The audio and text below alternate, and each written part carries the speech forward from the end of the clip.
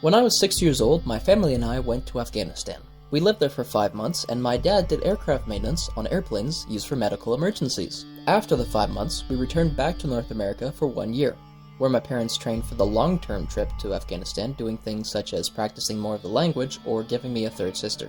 Now back in Afghanistan, I'm 9 years old. Things are going well. My parents have been invited to a meeting with some other missionaries, and they bring us kids along. While they're having their business meeting or whatever, the 3 oldest kids head outside and start playing on this tall playground equipment. So there we are in this Afghan compound, and at the front gate to the compound is a car bomb.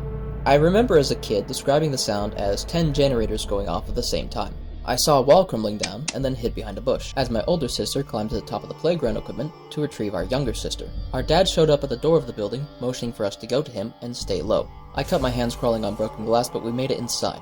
We all hid in the upstairs bathroom, and we waited there, eating snacks, singing, and listening to a lot of gunshots. There was a doctor in the group, and he said he would look at my hands if I first washed them off in the sink. And as I washed my hands, the blood and the dirt went away, and there was nothing left.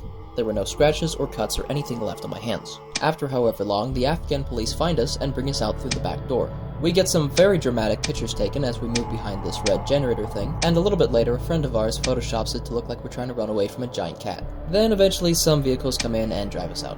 So with my point of view out of the way, what happened here? 2014, March 28th, the Taliban have been watching and planning to attack and kill foreign Christians in this compound. They've seen a lot of people go in and out of the place because church was occasionally held here.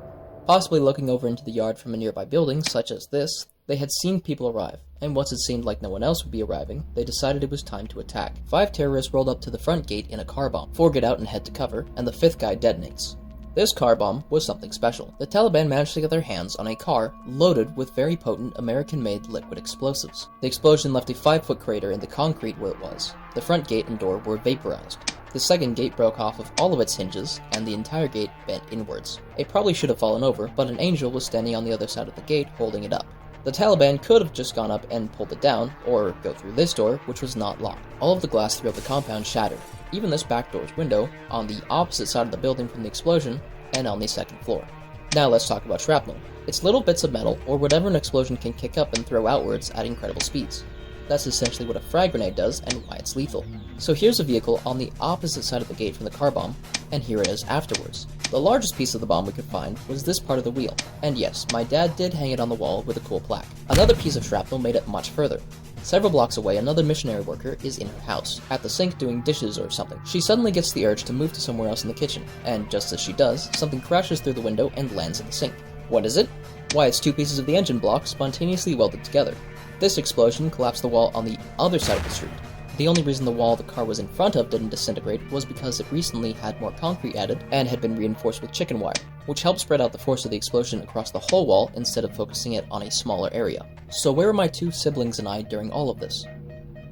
Right here. So, how am I still alive? Why do I look like this instead of this? And even if I hadn't have been nailed by shrapnel, why didn't my 4-year-old miniature sister on the top of this rather tall piece of playground equipment not get launched off of it and over this back wall? Reminder, we are closer than some of the shattering glass, and a bit further ahead of us is a van, which had its sunroof popped up and the sliding door forced open by the blast wave. We were well within the radius, yet no hearing damage, nor did I even feel a gust of wind. And that's because God sent a second angel to stand in the way and not just part the shrapnel, but also the very physics of the explosion. The Taliban never made it into the compound. Instead, they decided to have a firefight with a neighboring building belonging to an organization called Roots of Peace, which had armed guards. When the bomb went off, it also knocked their gate in a bit, so the guards went out and began shooting at the Taliban, taking cover in the collapsed wall across the street. We didn't actually have any way to defend ourselves, so why were they attacking us? Later, the Taliban went on TV and said they killed 200 Christians at that compound, which isn't true but shows that we were their intended targets, the people in that compound, which was not only a church occasionally, but also a community center, as well as a preschool for small children such as my sister. Here you can see where the bomb forced open these previously closed windows. After a good long firefight with the armed guards of the Roots of Peace building, of which none were hit, the Taliban managed to push into that building. Everyone there managed to escape, such as through a back gate, or for one guy, who jumped from the balcony to a tree in our compound, climbed down, went into the building we were in, stomped around on broken glass, scaring the crap out of us, and eventually made his way out through our back gate. Speaking of this gate, it had previously been welded shut for decades, and was only within a month before the attack when someone decided it would be a good idea to unseal it in case of emergencies. Same with the reinforcements to the front wall, which had also only recently been added. And the police also could not have brought us out through the back door if that one guy hadn't have thought to jump into our yard and unlock it for them as he left. Now the Taliban are holding up in the Roots of Peace building, having a new firefight with the Afghan police down on the street. And eventually, all of the Taliban are either shot or detonate their suicide vests. You can also see the massive bullet holes in the building from when the police brought in a vehicle with a 50 caliber mounted machine gun. Unfortunately, during the fighting, 2 Afghan civilians that were outside at the time of the attack were caught in the crossfire, but they didn't manage to kill anyone else. However, they should have. The math of 5 armed Taliban and a very potent car bomb versus a bunch of unarmed missionaries does not work out in our favor, but it did anyway. And that is the time God saved my life from the Taliban.